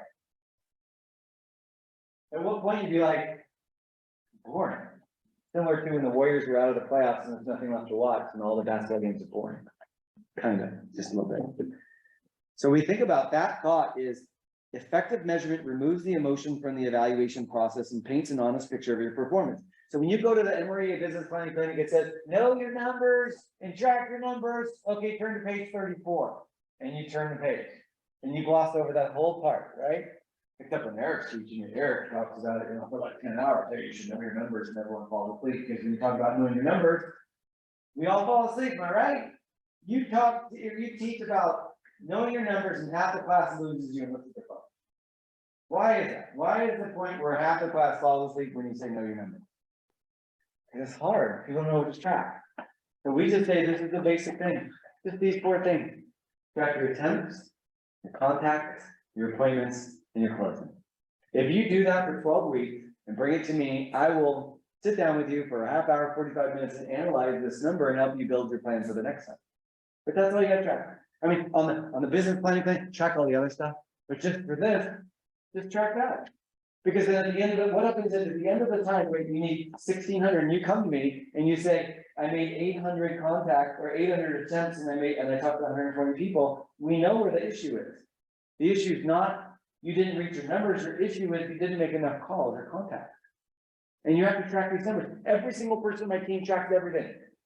All contacts, appointments, cards sent, people they enter the database, everything, you have to track everything. And it goes up on this big board that automatically changes and it shows their picture and it shows who's leading at any particular time, the month, the quarter, the year, whatever it is, it's showing who's there. And in fact, my team in Sacramento made me get a big TV that automatically refreshes that page so everyone can see where they're at. So when they book an appointment, they're like, I'm better than you, look at me. So the idea is being accountable is the breakfast of champions.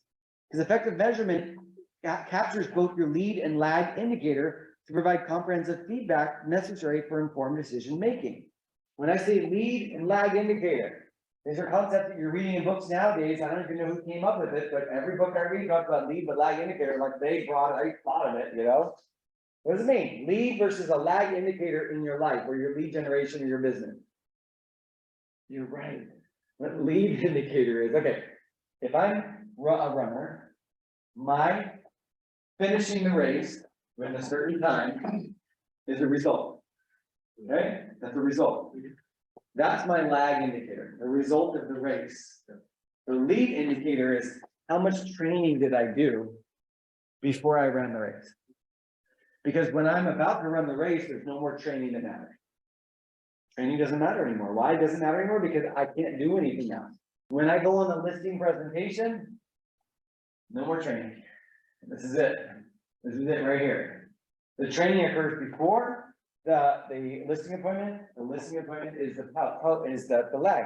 So lead indicator in this situation, we have so we talk about a lead versus a lag. I have an appointment.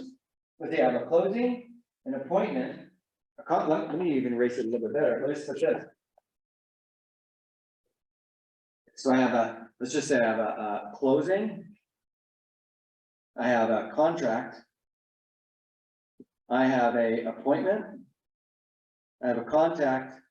I have a call. What is a lead versus lag indicator? Who can use one of those and give me an example of what a lead versus lag indicator would be?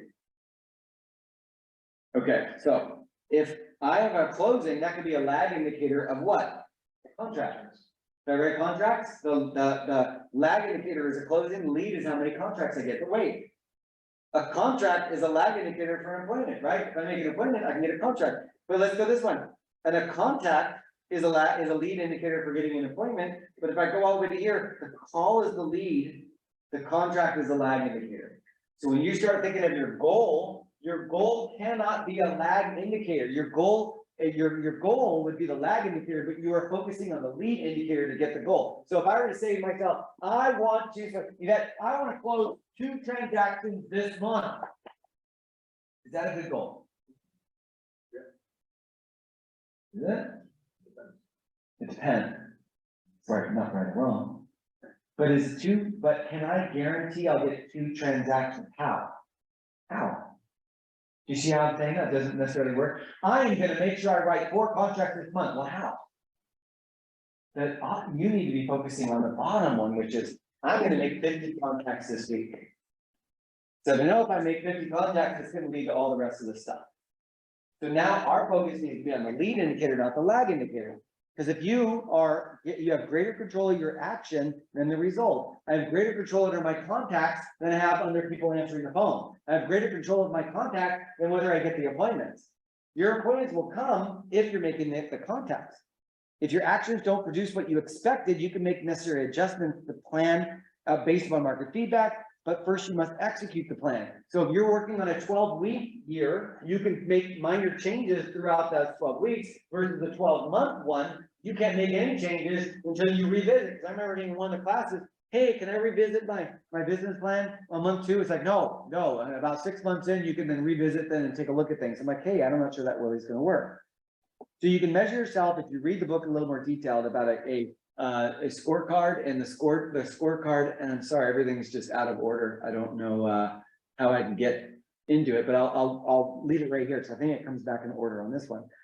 But you'll have a weekly scorecard. The weekly scorecard allows you to do it. I have examples, which I can send you if you want to email me. I'll give you my email information at the end. I'll give you examples of scorecards so that you can create an ability for you to grade yourself at the end of every week.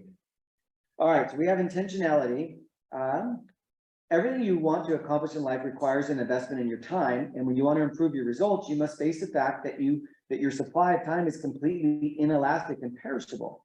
So you have to figure out what is good for yes and no.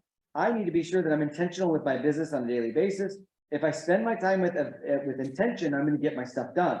Too often you're going to get the idea of, like when I was a team leader and probably Eric too, hey, do you have a minute? Hey, do you have a minute? Hey, do you have a minute? Hey, do you have a minute? Each hey, do you have a minute is going to add up to hours in a day, and it's going to not allow you to get things accomplished. I have somebody who says, hey, I only meet with you for a half hour today. I said, I don't have time today. Can we do it on Monday? Isn't that an interesting thought? I couldn't do it today because if I did, I'd ruin the rest of the day. So if you try to reduce the interruptions, usually it doesn't work well and can be difficult in dealing with them. So we talk about strategic blocks in the books, which we're not going to go into much detail right now, which is basically the time that I'm actually making calls versus time that I'm returning calls and time that I'm actually doing lead generation. And that's through time blocking. And there's a class at Keller, or you can go into KW to find out a little bit more about that. With the accountability and ownership portion, accountability is perhaps the most misunderstood concept in business because most people equate it to bad behavior, poor performance, and negative consequences. People often talk about holding others accountable, especially in business situations. Like, quote, we need to do a better job of holding people accountable, or quote, I just need someone to hold me accountable. How many times have you heard that before? Accountability. Well, accountability is not a consequence, but it's ownership. And so when you have self-accountability, you're owning your own numbers, but do you have your own numbers? Because the very nature of accountability rests with understanding that each and every one of us has the freedom of choice. And it's this freedom of choice that's the foundation of accountability. You always have a choice, but you also have to figure out their have tos. The big difference when you approach something as a choose to versus a have to, when something is a have to, it's a burden, but when you choose to, it's okay, it's different. So I choose to make 50 contacts in a week. No, I have to. I choose to. Because don't get the wrong impression that somehow accountability, as we described here, is passive. It's quite contrary. True accountability actively confronts the truth and helps you understand. Because if I didn't make 50 contacts, this is my everyone has self accountability. If you have a team, I'm sure you have a team or if you're an individual, you can't be like running around, what are your numbers? What are your numbers? What are your numbers? What are your numbers? Because everyone's going to run away from you. So you're like, I don't want to talk to them. There comes the accountability, please. I'm done. It's sucking fun out of everything. Instead, I have you, come on, you, hey, how to do this? Getting great. So who wants to play with me real quick? And I'll teach you, I'll show you how to do accountability. Where's your hand? Who wants to do it? Someone raise your hand. Okay, done. Hi, hey, Ben, how are you? You're on a group call and you're with 20 other people. All right, you know our numbers, what we need to accomplish this week. How did you do for the week? I did okay. You did okay, well, fantastic. All right, so how many, last week you had set yourself a goal of 50 contacts and 2 appointments. Where are you at? What'd you get for the week? Say it again, I did. You set yourself a goal last week of 50 contacts and 2 appointments made. Where are you at today? I did 48 and I have 1 appointment. Okay, 48 and 1 appointment. Okay, and what do you think that what was the reason why you didn't achieve the 2 that you set yourself up for the goal? I think I quit too soon. You think you quit too soon? Are you gonna be able to reach the goal you want to achieve by just having 1 appointment? No, I won't. Okay, so what is your goal gonna be for next week? Are you gonna try to recuperate the appointment you didn't get this week? What are you thinking? Absolutely, I'll up it Instead of two will be three. maybe three. That's a weird, that's accountability right there. Now imagine you're on a call with 20 other people and everyone's like, oh, and they go, okay, well, is there anything that the team can do to help you in trying to achieve that extra point? Is there anything that maybe the team can help you to get yourself back over? I don't know, maybe that's fine.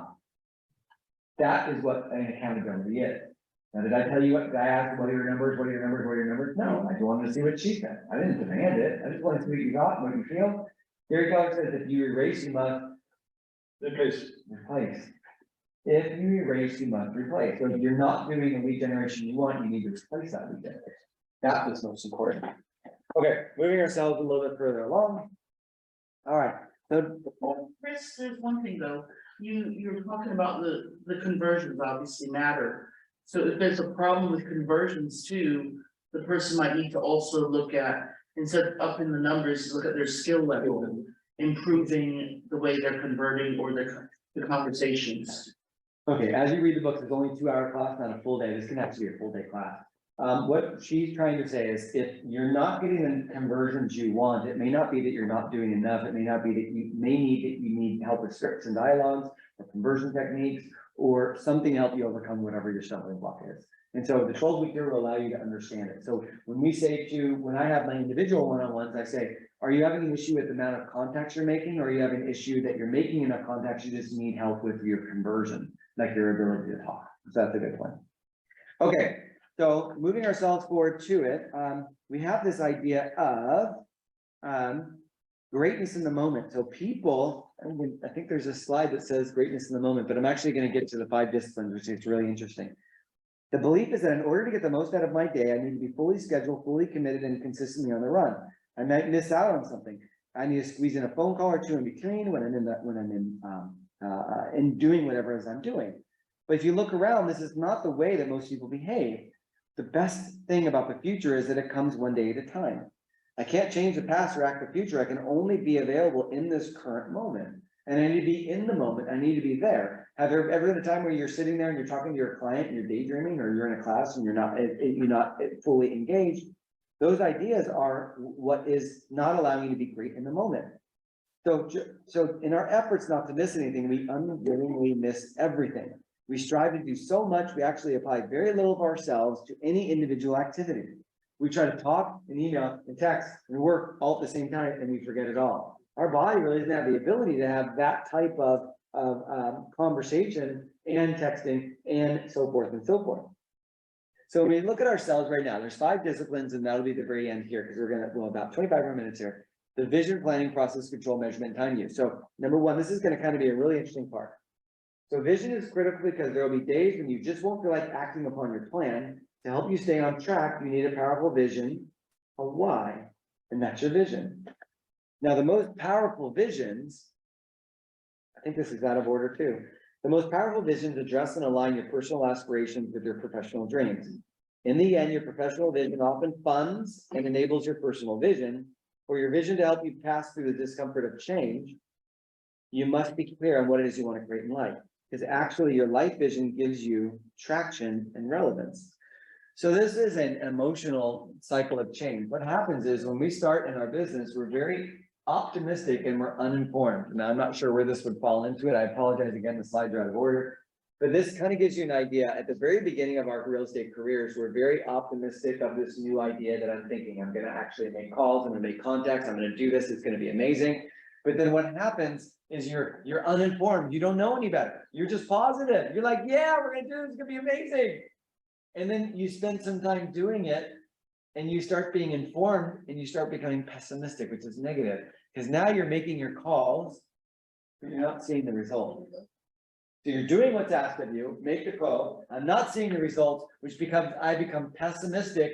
And what happens is if I do enough attempts and I'm not getting what I want, what happens is I then fall into the valley of despair. And the valley of despair is where I think, F this, it's not working.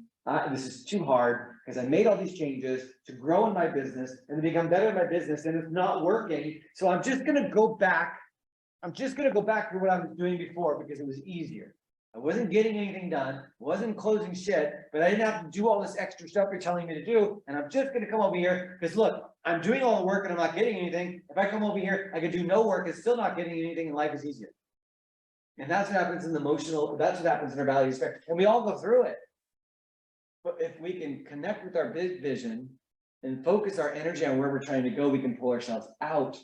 And I can become optimistic and informed, because that's when I start seeing my successes and things working, and then become optimistic, and then I actually become fulfilled because I see the successes of what I'm trying to achieve. And we all have to go through that, and we all have to achieve that. Because when we imagine a future that's significantly bigger than our current reality, we begin to think that it is impossible for us, and it pulls us down. Now, we want to make sure that we can get ourselves out of that, because we need to be sure that we can get there. You do this not by asking how, but you ask, what if? What if I give myself permission to think about where life could be in the future? Where could I go? So once you see your vision as possible, then you begin to shift from possible to probable, and that's how you pull yourself out. It becomes impossible to probable to, or impossible to possible to probable to given. And that's where we have to take our emotional stages as we move ourselves forward. When we start thinking about the vision of the next stage is the planning. So how am I going to plan this? Now, when I'm looking at the planning enables you to allocate your time and resources to the highest value opportunities and increase your odds of successfully hitting your goals. Now, our business planning is on every 12 weeks, we have to go back into planning. When we track everything and everybody puts in their goals, the goals go in, we have to figure out how we want to get to where we want to go. And it sucks, like a 4-hour meeting as a group and then individually with everybody. In spite of proven benefits of working from a plan, not everyone does so. We can implement, but we don't put this plan into action. Because the reason why is most of us say, I already know what I need to do, so I don't need a plan to get it done. That's who I was for 16 years of my real estate career. I don't need to write anything down. Why should I write it down? I already know how to do my job. But in order to increase my odds of success, I must work from a written plan. And living your life in the moment, however, can be done in 2 very different ways. I can either wing it or I can be purposeful. Coming back to the idea of Gary Keller's idea of E to P being entrepreneurial or purposeful. You want to be purposeful in your life, not entrepreneurial. Entrepreneurial means I wing it and I just kind of go by the seat of my pants. Purposeful means I'm actually writing stuff down. You have to think about, I need to, if I'm going to come up with a plan, and then again, this is going to be I wish I had a marker to erase. I don't really have one. So if I have this thought, okay, if I'm going to create a goal, how do I create the goal? What is something? What's the way I can create a goal? Okay, I want you to think of this from X to Y by when. Okay, so that's how you create a goal.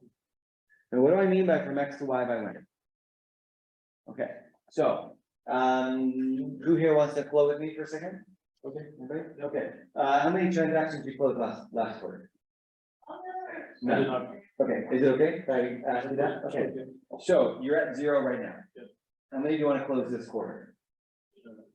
Each one. Okay, from 0. So I'm gonna go like this from 0 to 2 by 30th of June. Now, is that measurable? Oh, thank you. Is that measurable? Yeah. So from 0 to 2, let me write that out better so you guys can read it better. Okay, so from X to Y by when? So he's saying from 0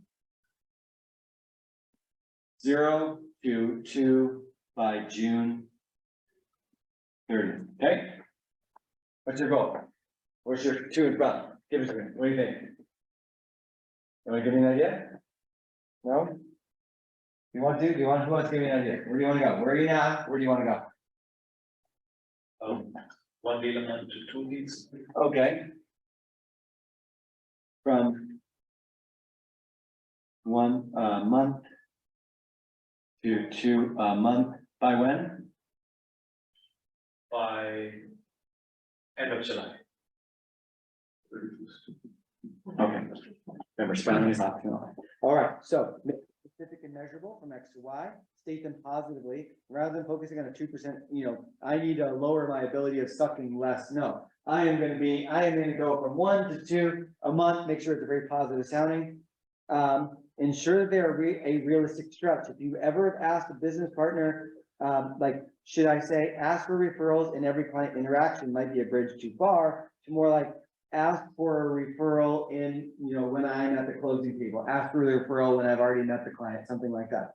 And the last one is assign accountability. Since you're doing it yourself, you're gonna be assigning yourself the accountability. All right. The next one is you have to make sure you get things done. If you have specific tactics that are new for you, make sure who's gonna do them, because there will be some fatigue factors that are gonna be in this. And then moving ourselves forward, get yourself thoughts. So let me just go through these slides because they're so out of, so I want to make sure I got it. Here's a weekly scorecard, an example of one that you can get. You can go to 12-week year online, you get a copy of something like this. You give you an idea, what are the key things you want to get for that week? This is week 2, as you see, it's a 12-week plan. You have your weekly goal, you have a plan. I have something very similar to this, which is what I use. As we go through, you also have what it would look like. This is actually mine from my book. It says, I'm building wellness, wellness, in all my life accounts. So on this first box here, the first box right here is saying, in my job, what do I do to produce value in the world? And wealth and wholeness looks like this. I want to do something. So in this case, Yvette would have right here in her spiritual life, she'd say, I want to build, a park to help the unhoused. But that's what I want someday. So what's one thing I could do this sprint, this 12-week sprint, in order for me to build wealth and wholeness in that area? What's one thing you could do with that during this sprint to get you to where you need to go? Be in touch with the city. Okay, so this month you're gonna get, so this quarter, you're gonna touch with the city. What's something you can do this week? Or this month? Look for resources. Okay, so look for resources. What are you gonna do this week? Make a call to the Mayor Mahan. Bam. Okay, now you set yourself a measurable goal. So now every morning when you wake up, you read it. I want to be able to build housing for the unhoused. And I need to make sure I have resources, this, I need to call. So this week I got to call. So the end of the week, I need to call the mayor before what? The end of the week, you give yourself that goal and you establish that goal on Monday morning. So Monday morning, you rewrite your goals every Monday morning and give yourself specific measurable goals. Because once you call, you're going to feel a lot better and you're going to feel amazing for that day. So for our process control, this is just weekly plans, accountability meetings. You're more than welcome to reach out to me. Measurement, we talked about lead and lag indicators. The pitfalls of lead and lag indicators is if we focus on the lead indicator, which is I want to get contracts, that's not as important as the lag indicator. I mean, lag indicator contracts, we need to start talking about talking to people. Time use goes back to the idea of time blocking your day. Give yourself 2 hours of lead generation a day. How many of you are spending 2 hours on your business every day? How many feels it would benefit them if they did? And what is the reason why you're not?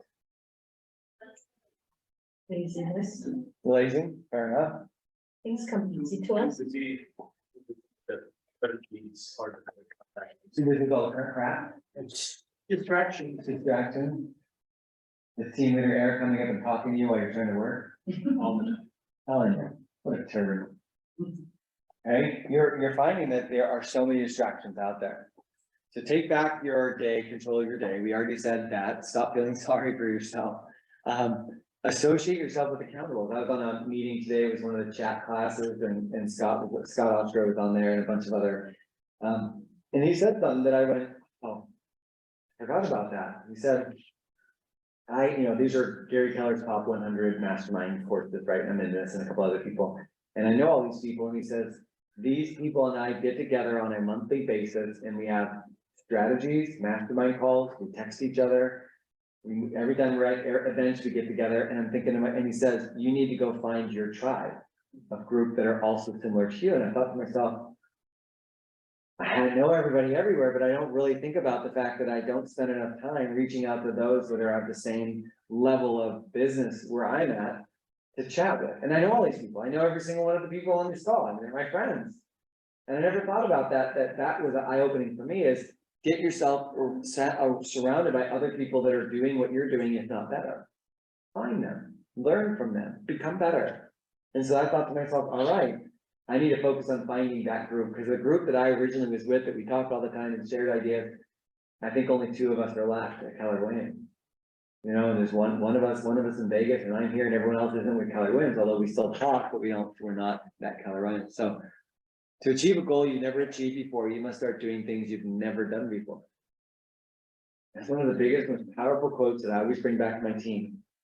You have to do things you've never done. And you put it plain and simple like with our real estate job.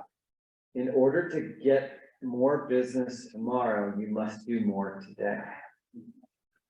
You must get uncomfortable today, because if you keep doing what you do today, and you expect a different result, there's no definition of insanity that was straight from Bold. So wrapping it up, to give you an idea, just wrapping it all up, the 12-week year. Again, I had to brush through it pretty quick. This is almost a full day class for those of you guys that are online. This is a full day class that you could find, occasionally it's being taught. It's not taught as much, and I like to read books, as you can see on my little notes here. I'm sorry that the slides are out of order. I try to do my best to make sure it works well, even without the slides in order. By reading the book and or even listening to Audible, you get a pretty good idea. And feel free to send me an email any questions that you have about the book. My email is calston@kw.com. Online, I'll make sure that they send you my info. I'll put it here, maybe that online, you can see it too. Don't know about it.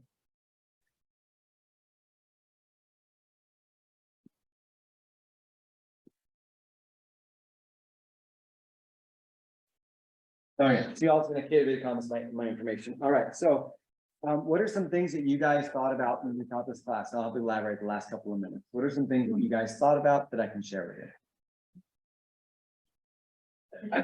Maybe 5 ideas. Yeah. And going back to the analogy about running, you're talking about is things that get measured upon, get improved upon. The keeping score and measuring them, just like if you're running a marathon, you want to measure how many weeks you're running every week. Yeah. How many calls, contacts you're making, these are the mileage you put in for your marathon. Yeah, I was reading the book Grit by Angela Duckworth. It is a hard book to get into at the very beginning, 3 chapters, but once you get past that 3rd chapter, it gets really good. And I'm teaching it as a chat class in 2 months or 2 weeks. I'm like, oh my God, I gotta keep reading this book to find what I can teach about it. But she talked about this. One person was a runner, and the runner said, I run every day. Why am I not able to run the Boston Marathon? I run every day. It's a really simple analogy, and the analogy came back was, well, are you just running? Yeah, I'm just running. Are you tracking your running? No, I'm not tracking my running. And that was the issue. If you're only running, you're not improving.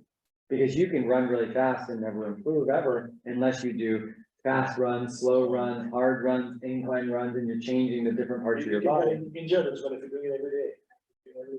You can get injured, sure. But in that situation, it says, are you being purposeful with your growth? If all you're doing is making calls every day, oh, well, Chris, I'm making 50 contacts a week, but I'm not making the appointments. Well, that's similar to that was saying. Well, if I'm continuing to make the same call, the same type of call, and I'm not changing, I'm not gonna get better at my appointments unless I do change. Because imagine, who wants to play with me right now? Let's do a lead generation call. We got a couple more minutes. I'm gonna pretend that I'm the agent and you're the client, and I'm calling you. It's an internet-based lead. Okay, Okay, ring, what's your name again? Jay. Ring, ring. Hello. Hi, Jay. I'm a real estate agent, and I was calling to see if you wanted to sell or buy. Yeah, or buy or sell. I'm the Keller Williams. Not considering, maybe right now, just give me a call after 1 year, I might consider studying. And you probably would be mean to me because I sounded dumb. Yeah. Right? Okay, is that gonna work? No, but what if I called 200 people that way? Is it gonna work? No. So Yvette, you're a buyer. Ring, ring. And then, No, I'm gonna let Yvette do it this time. I'm gonna let Yvette, you're a buyer. Ring, ring. Hi. Hi, Yvette, Chris Alston with Keller Realty. I saw you looking at the property online, 123 Main Street, going with the big pool and that amazing backyard. It was pretty cool. Want to go take a look at it tonight or is tomorrow better? Give me a rebuttal. It's, I'm a little tied up right now. Oh my gosh, I'm tied up too. Is it better maybe on Saturday at 4 or maybe Sunday at 6? Well, could you send me something about the properties? No, it's the one you were looking at. You were just clicking on it, the one with the cool backyard and that big, Oh. that red front door. And it really cool. What intrigued you about that property? The pool. The pool. Well, just go look at it. And bring your bathing suit. Just kidding, kind of. Do you want to take a look at it on Saturday or Sunday better? You're so goofy. Saturday. Saturday at 6 o'clock? Mhm. Okay, you see, I just was able to, the idea is, she's trying to get me off the phone, I'm just trying to get her to talk. Mhm. Give me a rebuttal, give me everybody, who wants to go? Just give me a rebuttal, ring, ring, hi, is. Hi, what's your name? Haley. Hi, Haley, it's Chris, Keller Williams Realty. I saw you looking at the house at 123 Main Street online, and I was calling to see if you want to go take a look at it tonight, or tomorrow better. Oh, I'm pretty busy this week too, you want to go something Monday at 6 or Tuesday at 4 better? Say, who are you? Say, who are you? Give me a rebuttal, like, who are you? Who's calling? Why are you calling? For you? I'm Jake, from State Farm. I'm just kidding. No, it's Chris with Keller Williams. You were on my website and you were requesting information about that property at 123 Annie Street, the one with that really cool backyard and that really entertaining kitchen. Did you want to go get tonight or tomorrow better? Oh, that one. Yeah, is there something about the property you didn't like, or is that one you do like? I'm not sure yet. No, so are you just looking for homes? Just browsing. You're just browsing. What needs to happen for you to go from browsing to buying? Let's see what I really like. Let's see, do you see what I'm doing? I'm just continuing to try to get you to, I just keep trying to get you to talk. Whatever it is you're saying, you could say to me, I'm busy. I know, so am I. I only have a minute. Okay, I'll be brief. And just keep talking. Because they're a buyer. And they're doing that to every single agent out there, so that you may never have a chance to talk to them on the phone, ever again. You've got to try to be able to convince them, talk to them and commit, okay, I'm really busy, I know, I think it was my wife that did it. Oh, okay, well, fantastic, she told you about this property, because I tell you, I think she looked at it 7 times. Did you want to go take a look at it tonight or tomorrow better? You've got to try and close everybody. Okay, who else has some ideas? 3 more ideas that you guys learned from today and we'll go from there. Set a goal, keep the score, stay motivated. Sure, yeah, if you keep that score, you can stay motivated because you can see your actions. The problem is when you stop doing it, you stop keeping score and you don't know what you're supposed to be doing. All right, 2 more ideas you guys learned from today. It's easier to see short term than it is to worry about long term. So focusing on the 12-week might be more manageable. Yeah, I didn't put it like this. Too often, we only focus on the leads we're trying to convert today, and we're forgetting about the leads that aren't going to convert today. So we call it building business today for today. This is a different thought. And then working on business today for tomorrow. And the business today for tomorrow is those people that are not going to buy or sell for 1 or 2 or 3 years, but you still need to call them and still need to talk to them. So when they are ready to buy or sell, they'll be ready. Because I get come list me calls all the time. They haven't talked about for 1 or 5 years. They still call. Okay, one more idea, and you guys are ready to go.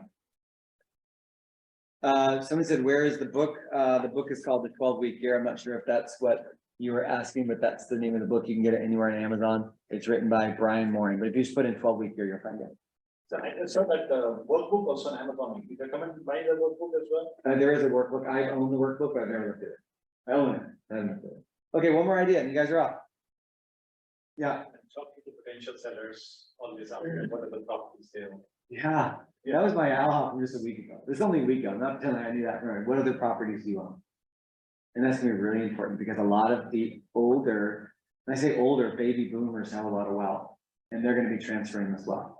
So you've got to really think of, if I'm talking with a baby boomer, they don't know how to do it. They don't know 1031 exchanges. They don't know how to do this. So again, my name is Chris Alston. I'm based in the Silicon Valley location in Roseville and Santa Cruz.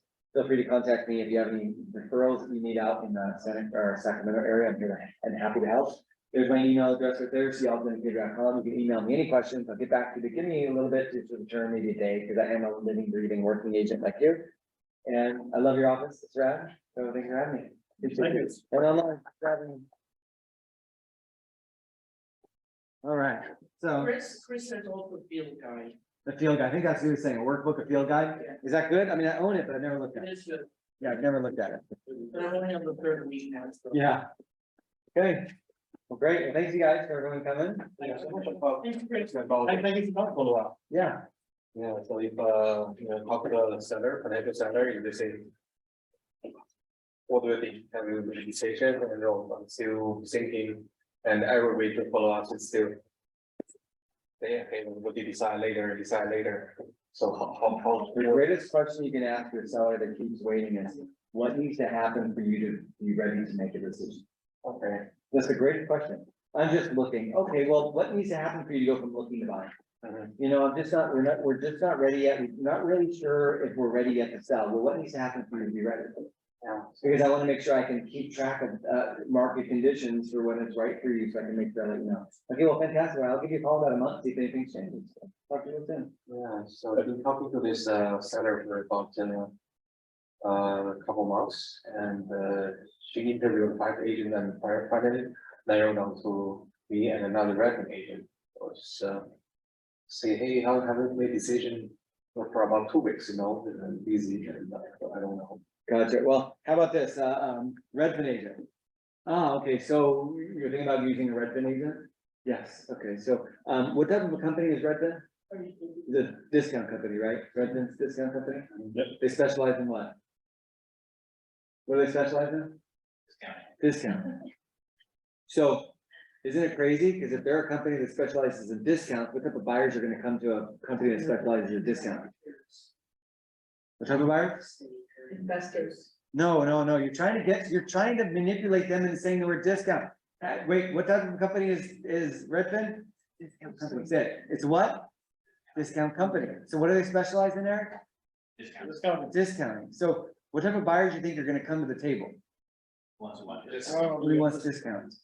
And I gotta tell you, I mean, we sell so many properties and it may be a great company. I'm not saying it's a bad company, but when I'm negotiating a listing, when I'm trying to sell it, most of the negotiation occurs 5 days before we're ready to take offers, 4 days, 3 days, 2 days, 1 day. And usually the day that we write offers, we kind of know where we're gonna be at, right, Yvette?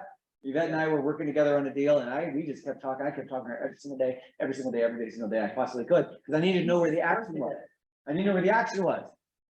But when I'm a buyer's agent, I'm trying to work with a Redfin agent, I can't get a hold of them. And my buyer, I've had buyers where we decided not to write an offer on a Redfin company listing because we couldn't get a hold of the agent and we didn't know anything, and it closed escrow, and the escrow closed for less than we were gonna write an offer for. Because the agent didn't talk to us. Now, then again, they may not have ever written that offer. I'm not saying that, but communication is key to sales. And if I'm a salaried employee of a company, then it doesn't matter. I'm just returning the call when I get the return call, and you don't want that, do you? Oh, you want to work for a full service company, right? Yes. That's why you want to work for me. All right. Did you like that? That was that. We actually used that. Gary Keller and all of us came up with that to go against help you sell and assist the sell. That was our quote for that 15, 18 years ago, before the market crash. Okay, yeah. Yeah, some good question. I'm calling expired on the most common objection I run into is, we have got second years for rented out. Market's not good. Call me one year, let's do that. Okay.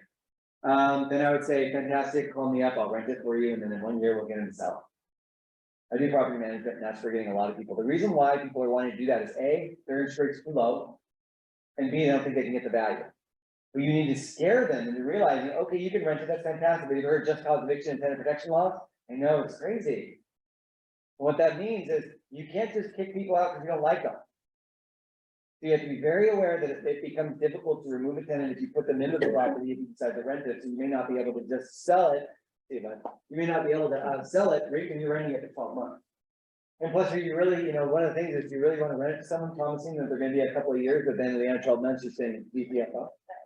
Get out. It's a little bit hard, right? Because there's a lot of laws that can protect that tenant when you just decide you want to sell. Although there's argument that a just cause is you're trying to sell the property, you don't renew the lease after 12 months, but again, you need to talk to an attorney before you break any type of lease, or when you don't renew a lease at the end of the time. So, if they decide to rent it, then what I would say is, okay, have you decided how much you want to rent it for? You want me to do some research for you? Because you can't poo-poo their objection, you gotta listen to them. Okay, everybody, you guys can send me emails if you need anything else. I've got to go and pick up my kid and take him to football practice. So football based on this, my older. Thank you so much, yeah. Yeah, Have fun. I had to actually wing it a little bit at the end. Thanks everybody online, by the way. I had to wing it a little bit at the end because the slides are out of order. So I